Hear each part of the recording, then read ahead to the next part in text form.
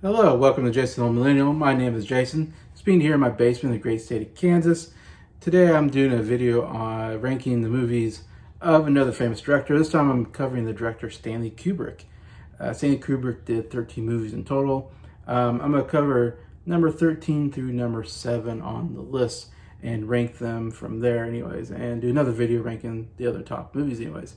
Yeah, a lot of iconic movies here, some bad ones, some good ones, but yeah, let's get to the rankings of Stanley Kubrick.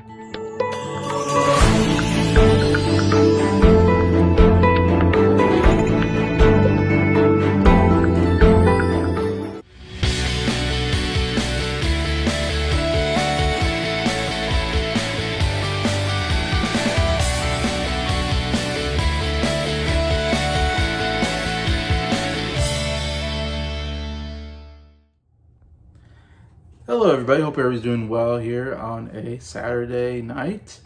It feels like I haven't done a video in a little while. I was a little busy this week.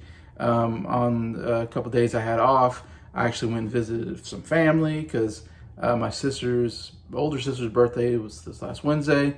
My birthday's next Tuesday, so I thought I'd go down and we'd visit and we would celebrate our birthdays with my two sisters and my parents and my niece, and so that was good to get together with some family, get some cake and ice cream.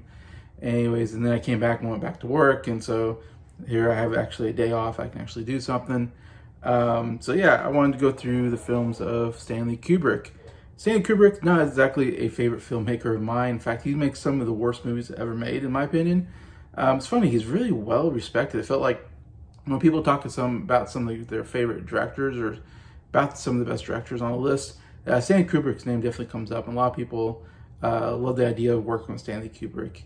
What I know of Stanley Kubrick is I believe he started as a photographer at the beginning, is what he was doing, and I can't remember, somehow he got into film through photography and started making his own films and stuff, and eventually got into studio and got enough budget to make movies that actually did well and started getting some traction. And next thing you know, he's definitely like I said, directed some very iconic movies. His style, I think, is very strange at times, though really in a good way. It's strange, I guess, in some senses. Like I said, he definitely, when I think of Stanley Kubrick, I think of some iconic imagery that he has. He knows how, like I said, as a photographer, he knows how to make some iconic imagery in his movies. I mean, and his movies have been very influential. When I think of 2001 Space Odyssey, very influential of the sci-fi genre. When I think of Shining, I think very influential in the horror genre. I would even say Full Metal Jacket, influential in Vietnam War. Dr. Strangelove, very influential in satire movies. I don't know.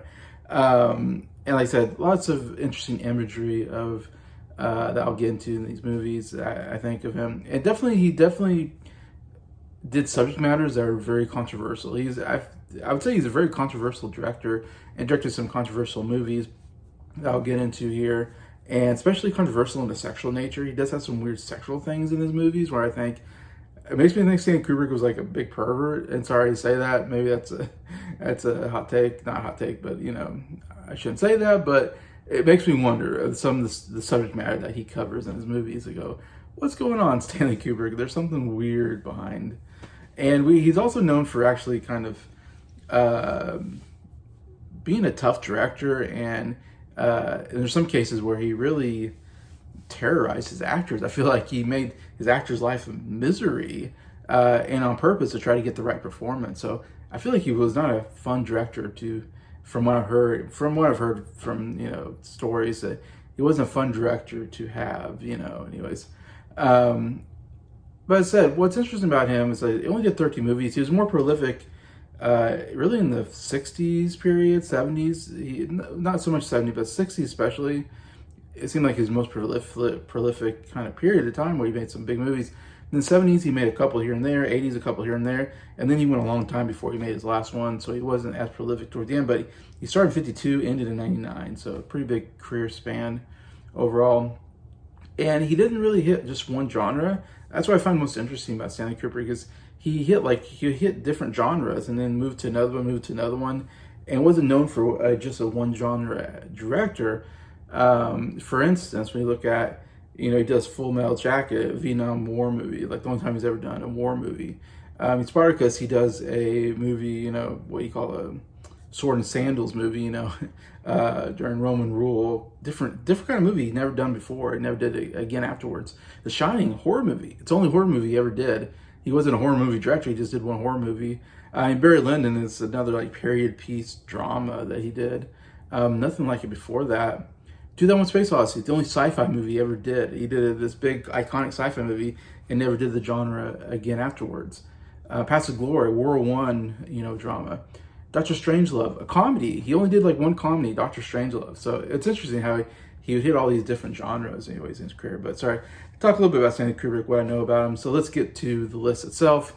So number 13, the worst movie in his filmography, and as his very first movie, that's considered his first movie, that's called Fear and Desire.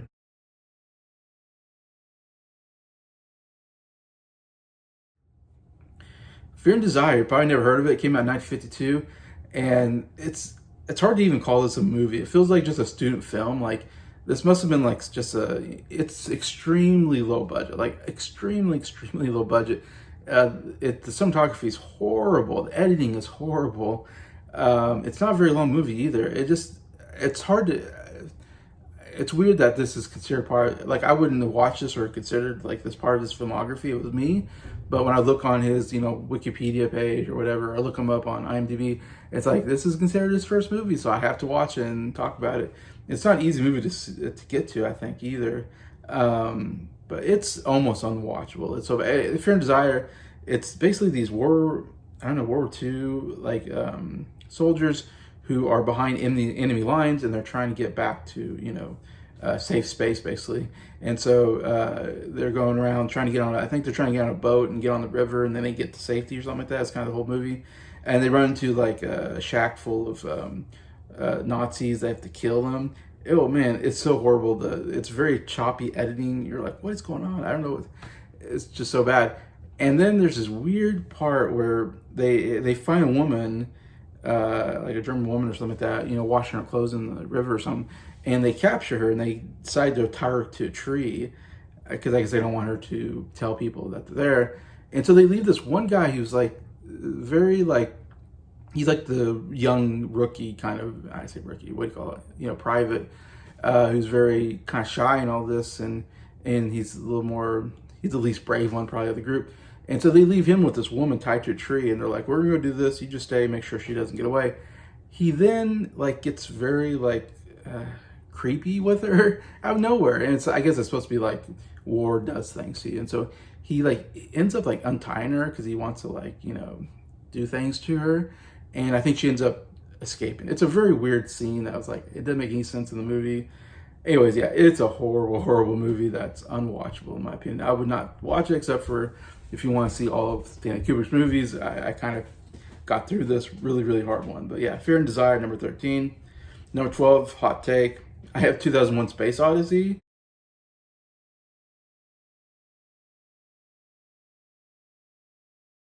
From 1968. This movie is like, and if you look at like AFI's top 10 movies list, it's in the top 10. If you look at a lot of people, it's Tom Hanks, I think, says it's his favorite movie of all time. Yeah, it's weird. This movie just has this very, like I said, very, it's considered like one of the great movies, and I don't get it. It is one of the most boring movies ever made. I think it's probably the most overrated movie ever made. I don't get the love for this movie at all, except that maybe it was somewhat groundbreaking for 1968. Maybe, because I mean, this is 9 years before Star Wars comes out, and we're kind of doing these weird sci-fi elements, space travel and stuff like that. Man, the movie's long and it's boring. Like the first 30 minutes, there's no dialogue. We're just watching these apes, and the movie makes no sense, and there's no really through line plot, really. Like we begin with these apes learning that an ape finds a bone and uses a weapon, so now that's like the first weapon or something like that. And you get that iconic shot of him like hitting like stuff with the the bone, and you get that music, dun dun dun dun, whatever. You get that iconic music. I mean, I know that's an iconic scene, and even the costume is actually pretty good. But man, is it boring because nothing happens. Just apes that can't talk, and we're seeing this thing with these apes, and it's like, what is this movie? I don't get what's going on here. But that's like the first part of the movie. Then we get to the second part of the movie where we have these astronauts, and they get to this. I don't know if they're on the moon, but they get to this place, and there's a big black. In fact, it shows up in the first part. The one thing is there's a big black like obelisk, whatever you call it, that just is coming out of the earth, and there's no explanation what it is or why it's important to the story. But yeah, the apes do see it in the first part, and then these astronauts see it in the second part. And the second part's really short and it's really boring, and nothing really happens. And then we get to the third part, which is the most interesting part of the movie and should have been the whole movie, is these two astronauts on a space station, and it's a part everybody knows about. And it is cool because it delves into, AI robots for the first time, which is something we talked about a lot today. But whatever, 2000, whatever, the computer becomes like self-aware kind of thing, and it ends up like, I think it like goes against orders. So like, we gotta shut the computer down because it's not listening to us humans, it's doing its own thing. And so the computer knows that they're trying to destroy it, so then it kills one of the other astronauts. And so the only astronaut left is Dave, and Dave has to go try to take down this computer. And so that's definitely the most iconic part, and there's some interesting moments like Dave, what are you doing, Dave? And then it kind of like its voice starts going down like it's dying. Still it's a pretty boring sequence, and then the end, it makes absolute sense. All of a sudden he's like alone in space because he killed the robot and there's nobody else there, and so he lives like an old life, and then there's a big baby in the sky. That's in the movie. I don't get it. Yeah, it doesn't make any sense, and it's a boring movie. So yeah, I really hate this movie. It's number 12, 2001, The Space Odyssey. We go from early film to his last film now. Number 11, I got Eyes Wide Shut.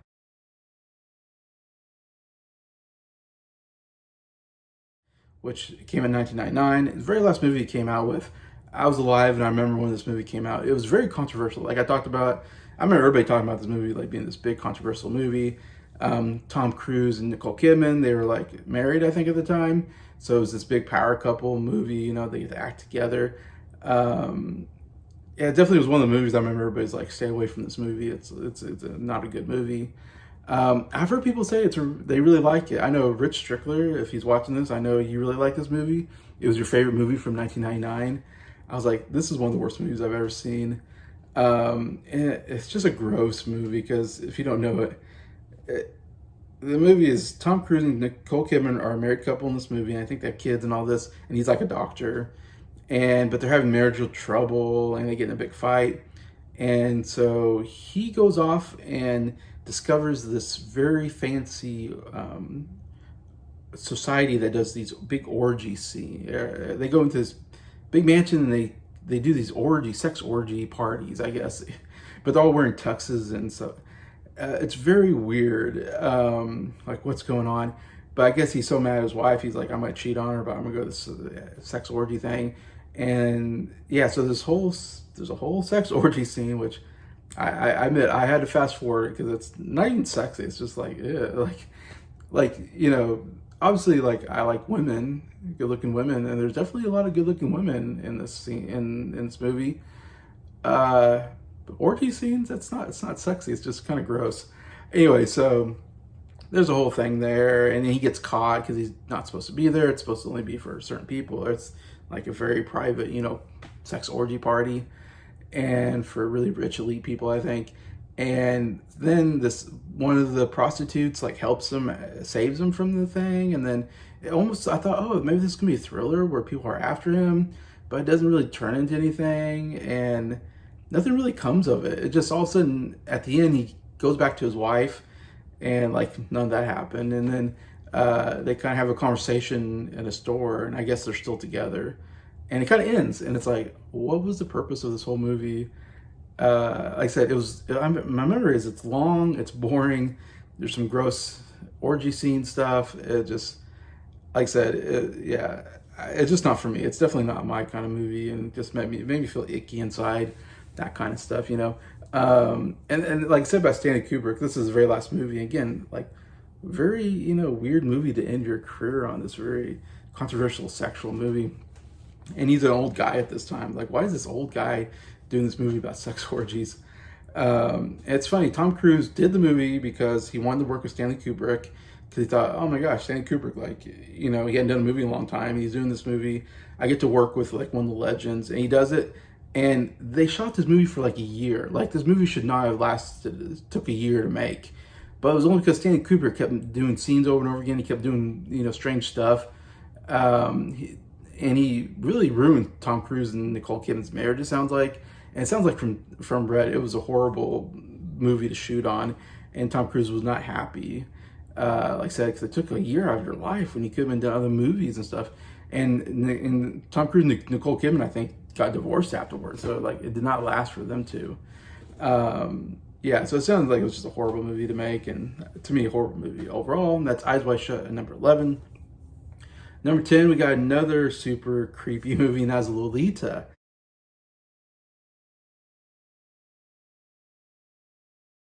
And this came out in 62, so early 60s, which I can't believe this movie ever was made or came out. It's based on a book called Lolita, which is like kind of a famous book. Like, it's very well, I want to say well respected. So it's considered like one of the great novels.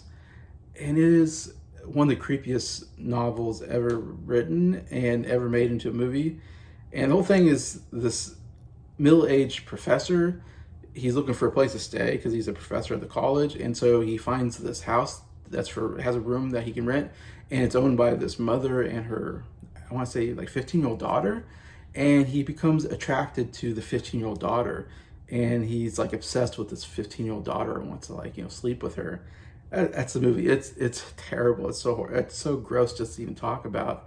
And I can't believe this was a famous book. I'm like, I'm never gonna read this book. It's in the book, I think she's even younger than 15. They made her 15 just to go, this is better than being 13 or whatever the book is. It's like, it's terrible. And the actual actress playing Lolita is actually like 15 in the movie, which makes it even creepier to watch and go, they're sexualizing this 15-year-old. It's like, oh my gosh. So yeah, it's just, believe me, it's just horrible, a horrible idea of a movie, and never should have been made. And yeah, I'm sorry I ever saw it. So here's Lolita at number 10. At number 9, we got Killer's Kiss, which came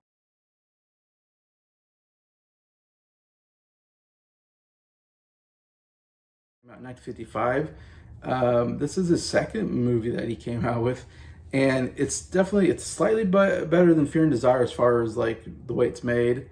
It's still very low budget and still pretty badly like overall made. Like the cinematography, the sound is really bad. I remember watching this and going, the sound is, I just feel like I can't hear, like when they're talking, I can't hear the dialogue. Like they didn't have good mics for the dialogue and stuff like that. So I remember watching and going, I can't really understand what they're saying. The sound on their voices are so bad. Obviously, this is another very early film of his in the 50s. And it felt like this is definitely, he doesn't quite get how to be a good director yet. He's still learning, which is crazy that I kept getting, I mean, eventually figured it out how to make a movie. But again, it's low budget. There's no big actors here. And the whole story is just this boxer who lives across the street from this dancer girl who he kind of likes. And her boyfriend's like a mobster, and she gets involved, and he goes over there and helps her. And now he's involved with this whole mobster thing, and they're out to kill him, I think. And there's this whole weird fight scene in a like mannequin factory, and there's these weird women mannequins that they're fighting. Anyways, and it was so long of a fight scene, and it went nowhere. Anyways, it's another just really badly made movie. Like, again, he just didn't know how to do a good movie yet. It's just, he was just still learning. So yeah, Killer's Kiss at number 9. Number 8, we have The Killing,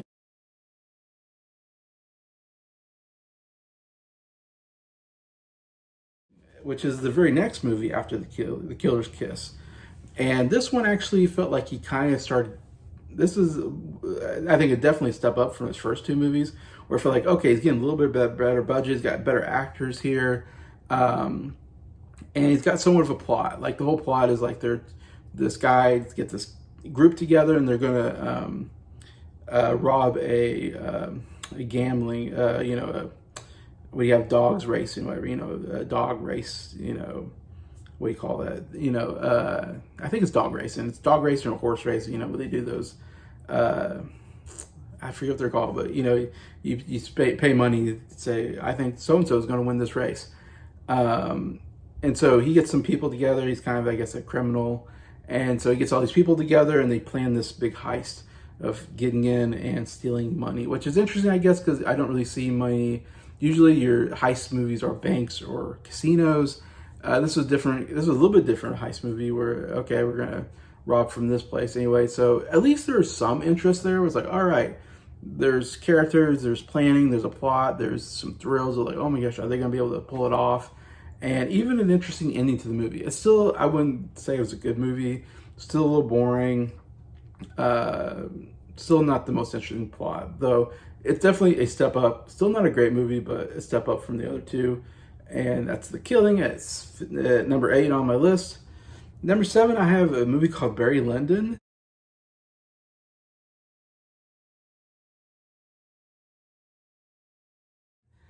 Came out in 75, so this came when he was really big and famous, and he was already made a bunch of really famous movies, and very well, Oscar-nominated director.